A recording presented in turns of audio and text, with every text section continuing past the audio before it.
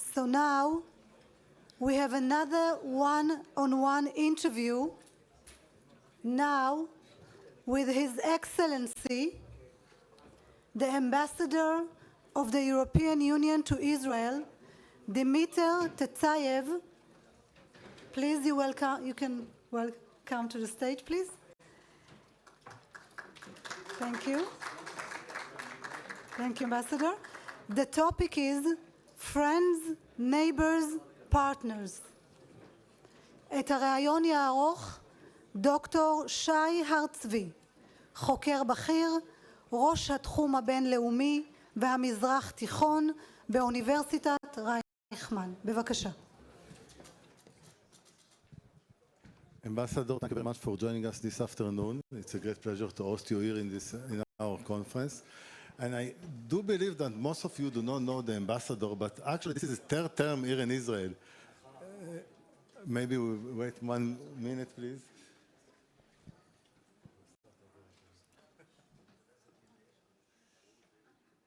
Okay, so we'll start over again. So again, a pleasure to host you here in our conference. And I believe most of you do not know his ambassador, Dimiter Tzantchev, but actually this is his third mission here in Israel. He first came 3 decades ago in 1996 as the Bulgarian Deputy Head of Mission. He came back in 2008 as the Bulgarian Ambassador, and in September 21 he returned as the European Union Ambassador to Israel. So I believe you know us quite well, Ambassador. And I would like to start my first question with the strategic relation between the European Union and Israel. I believe there is no doubt of the importance of the strategic relation between the European Union and Israel. And I would like, in your words, to say, how do you characterize those relations in general, and especially under the current Israeli government? And what do you think are the factors that can affect those relations negatively and positively? קודם כל אני רוצה להתחיל עם כמה מילים בעברית, כי אני יודע שאתם ביקשתם ממני לדבר קצת בעברית. אני אתחיל ככה, לפני שבועיים אנחנו, האיחוד האירופי, היינו בכל הכותרות פה בעיתונים בארץ. הסיבה היא הייתה איך אנחנו מתכוננים לחגיגת יום אירופה. ואני קיבלתי הרבה צלצולים, גם אני קיבלתי הרבה דיבורים עם אנשים, אתה צריך לעשות זה, אתה לא צריך לעשות זה, אתה צריך לענות ככה, אתה לא צריך לענות. בסוף אני עשיתי החלטה עם תמיכה מקולגות שלי, שגרירי של האיחוד האירופי, והיא מדוע. אבל מה שהכי חשוב שאני רוצה להגיד, שאני ראיתי שני דברים. קודם כל, החברה הישראלית מעריכה את יחסים מדינת ישראל עם האיחוד האירופי. ומה שהכי חשוב, החברה הישראלית היא מעריכה את הבסיס, היסוד של היחסים האלה. אז אני עכשיו אמשיך באנגלית. So, this is, I believe, the very basis of our relations. These are relations that are based on same values. And these values are the values of democracy, the human rights, the values of independent judiciary, freedom, also freedom for people belong to minorities, values related to free market and to free exchange. And if you ask me what and how I would characterize our relations, I would say that we are close neighbors because we are part of one and the same larger geographic area. We are also strategic partners because we face the same strategic challenges based on the same values. And also, despite the differences we have sometimes between us, we are dear friends. I would say that we have a cooperation that is really deep and rich in every possible sense. Trade, just last year we had 10 billion euros more trade between the European Union and Israel, which is 27% more. That means that the companies, the business people from both sides are working better and better together. We have a cooperation that goes in an excellent way in terms of research, innovation. Just ask yourselves how many European students are coming here under Erasmus and how many Israelis are going into European University on Erasmus. How many laboratories and research institutes on both sides are cooperating. And how many Israeli companies are involved in research and innovations with the funding of the European Union. Just 3 examples: Weizmann Institute, Technion, and Bar-Ilan University. All of them, they're receiving grants to do researches on fighting cancer and contagious diseases from the European Union. Eilat, the city of Eilat, is the first Israeli city to be included among the 100 European cities which are to be climate neutral by 2030. So this is a cooperation that is, I would say, amazing. Politically, we had quite an extensive exchange of visits in the last 2 years since I've arrived, and this more or less coincided also with the end of lockdowns imposed by Corona. So there was a colleague from my fellow colleagues ambassadors who asked me outside, what would you say now? What is your general assessment? I told him, my general assessment is that we are on the right course.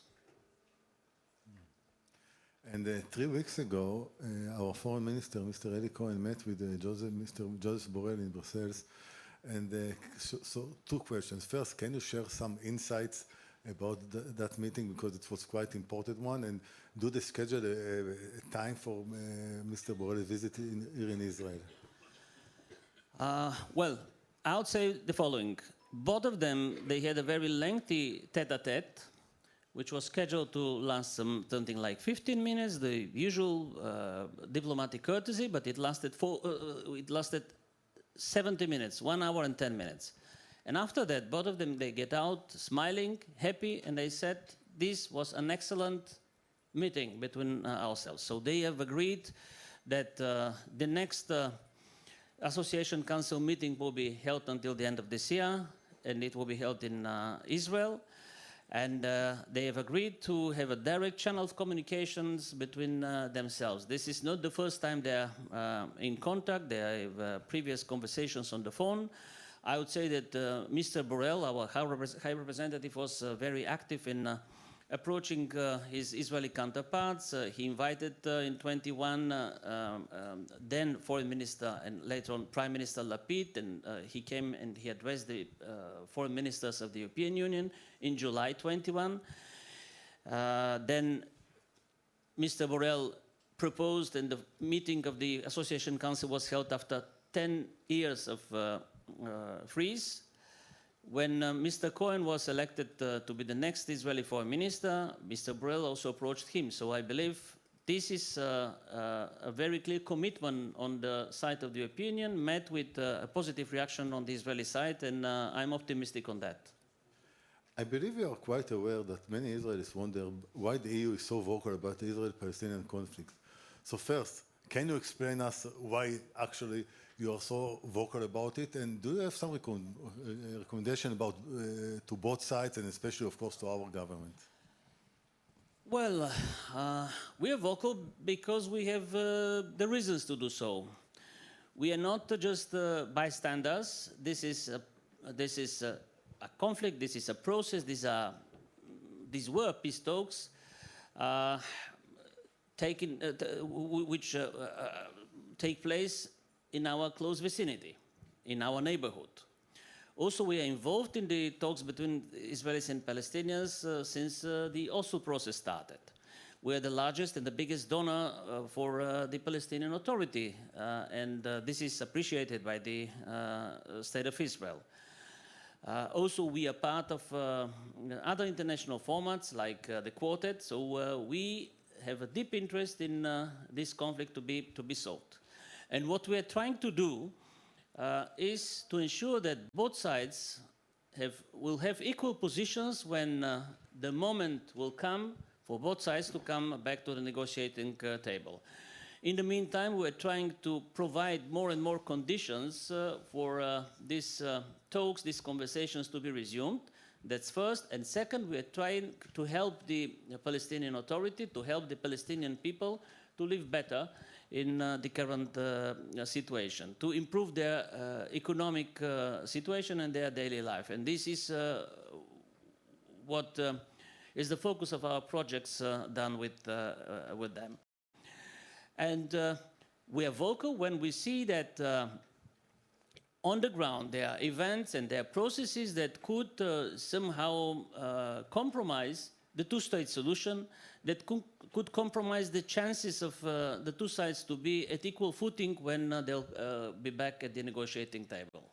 This sometimes is a reason for disagreement with the Israeli authorities. But we believe that friends are friends when they are able to tell each other what they disagree on and what they believe is to be corrected.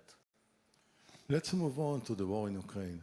I think there's no doubt that the war has a long-term implication for the world order and security and economic situation in Europe. So I have a few questions about it. First, let's start with the simple one.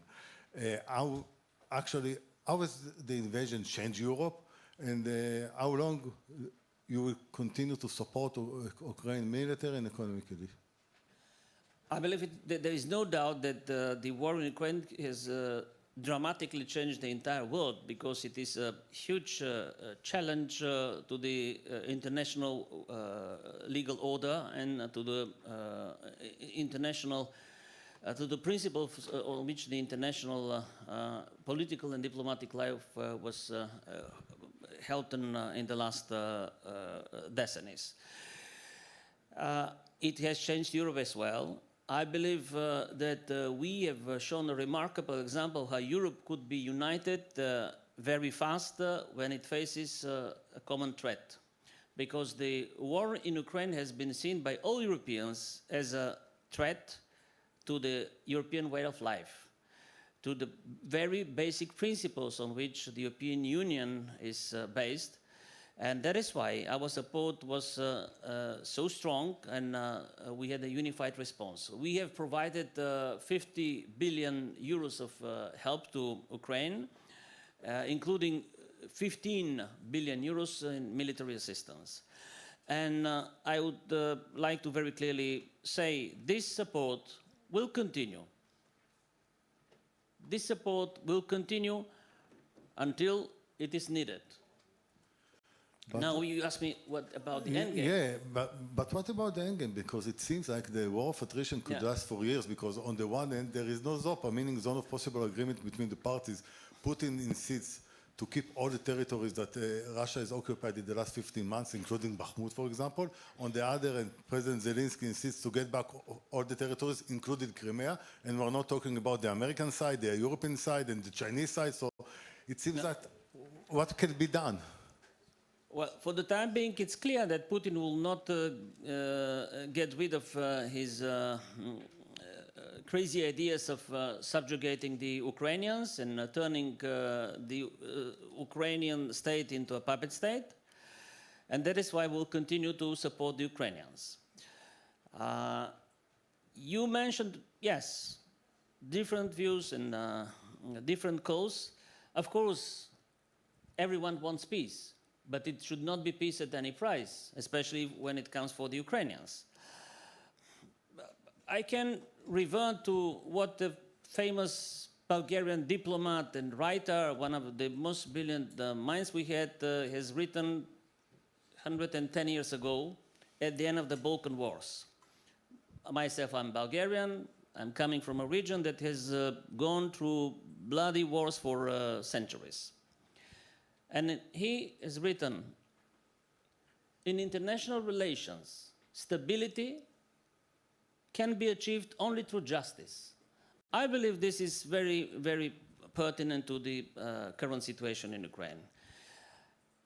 The only solution acceptable to the Ukrainians and for the European Union that supports them should be based on justice. And justice means restoration of the sovereignty and territorial integrity of the Ukrainian people. justice in any sense, including responsibility for those who have provoked and started this bloody war. Justice means helping Ukraine to restore its economy and infrastructure. I know that it will be very heavy, it will require a lot of efforts from all of us, but this is, in my view, the only option available. Yeah, who knows? Yesterday we talked about the anti-Semite phenomena, that actually the number of incidents, the violence and the social media has increased in the last few years all over the world, and of course also in Europe. So in your eyes, what the EU should do or is doing to fight this dangerous phenomena, and what they should do in the future? Anti-Semitism is an awful thing. This is unfortunately a process that again is taking place in many places in the world, including in Europe, as you said. And it is a direct challenge and threat to the very basic values on which the European Union and the modern world is based. It's not only about attacking a specific group of people because of their religious or belief or the race to which they belong. It is about the basic values. It is about our European way of life. So that is why we oppose it, and we should oppose it in the strongest possible way. The European Union has adopted a comprehensive strategy to fight anti-Semitism and to foster Jewish life in Europe. This strategy is based on several pillars: preventing, addressing the specific threats, and also remembering Holocaust and preventing Holocaust distortion, which unfortunately also takes place as one of the forms of the anti-Semitism. The member states of the European Union are committed to implementing this strategy. They've already halfway of implementing most of the measures provided in it under these different pillars. The national coordinators in all member states already appointed to lead this fight. And I should mention, of course, the role of the EU Special Coordinator on Fighting Anti-Semitism, Katerina Forsch-Nurban, well known in Israel for her tireless efforts for many years to address this issue. And this is the way we should go. This is unacceptable and absolutely awful thing that we should oppose with all our forces. Because we are running out of time and my boss is sitting, you left, but my last question, please.